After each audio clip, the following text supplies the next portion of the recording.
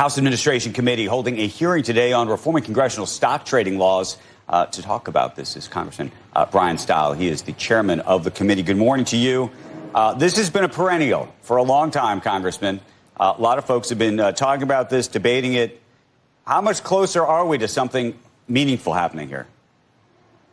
Well, we're going to have a great hearing today. I come with this with a premise that no member of Congress should be benefiting themselves financially by insider trading. If you want to make a living of trading stocks, you should go to Wall Street, not to Capitol Hill. Today's hearing is an opportunity to really explore where we are 13 years after the passage of the Stock Act, which formally put members under insider trading laws. And are we enforcing those at the level that we should? And what reforms need to be made to the Stock Act to make sure that we're building the confidence in the American people? We're trying to have a structured and thoughtful process to do this so that at the end of the day, we can actually get improvements across the line. We've seen other people start this process and fail. And I think that what they did was a rush process that didn't take into account all the nuances of the 435 members that we have here on Capitol Hill. What do you think the rules should be, very specifically? Well, I think that's what we're going to be exploring today. I think the bottom line principle, though, is that we should have no member profiting from the inside information that they would gain while serving in Congress. I think that's an absolute baseline principle that we should be able to implement. There's a number of different tools and techniques that we could do to get that. We are going to be looking at things like pre-announcement of sales, which often publicly traded companies do for their executive teams to prevent them from being able to profit from their own inside information. There's a number of proposals on the table, some that have really good positive impacts, some that may cause challenges in particular. For example, if you were blocking any form of commodity sales, that's a unique challenge to representatives that own family farms. And so the opportunity for us at the hearing today is to get this right, to have a cerebral process, but to overall restore the confidence of the American people that their elected officials aren't profiting when they come to Washington with inside information. So, Congressman, myself and Joe Kernan here and everybody else who works at this network and most folks who work in journalism that are engaged in covering financial journalism cannot trade stock at all, period, full stop. That's the whole thing.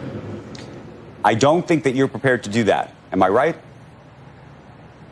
Well, I think that's what we're willing to look at. I do that myself. I place that restriction on myself because I don't think it's appropriate for members of Congress to be out there day trading and profiting off of that information.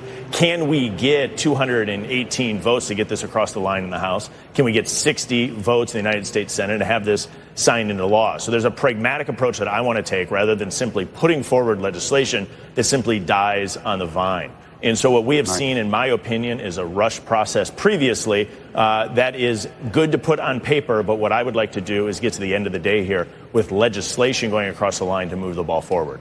How do you feel about spouses or family members trading? What do you do about that? Well, no, that's exactly the question. I think it's pretty clear that spouses should fall under this. You get into some technicalities with dependent children in particular in maybe non-traditional family settings. If you have a child that is under you're divorced and you have a court decree, there's some real structural nuance to this that we have to get right.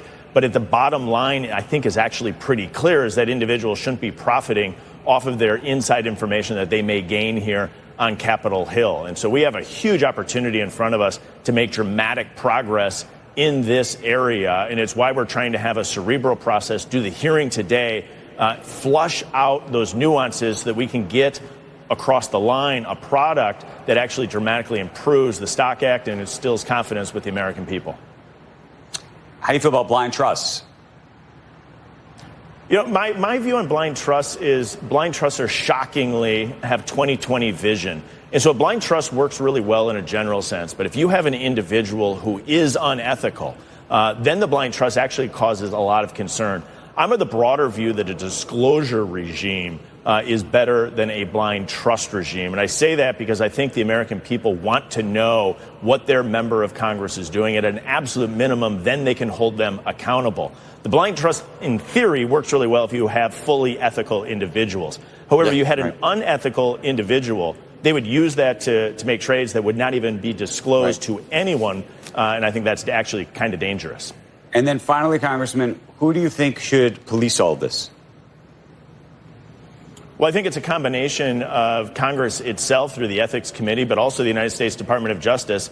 And in fact, with insider trading, we have seen members that have been elected go to jail, rightfully so, who've engaged in insider trading. And so it's an all-of-the-above approach. You can have the American people hold their member accountable for for their own public disclosures. You need to have the House and Senate ethics committees enforcing the rules. And then you need the backstop of the United States Department of Justice to hold individuals accountable when they break the law.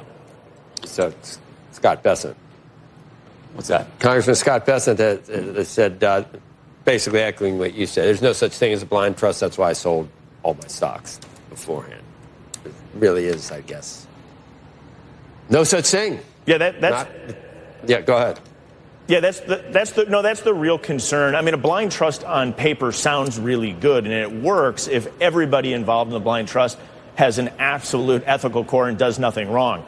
The challenge with the blind trust is when somebody does something wrong or incorrect, there's no visibility of the American people to hold them accountable. And so my concern is that less transparency doesn't move us in the right direction. I'm of the broader view that the more transparency we put on this process, sunlight is the best disinfectant.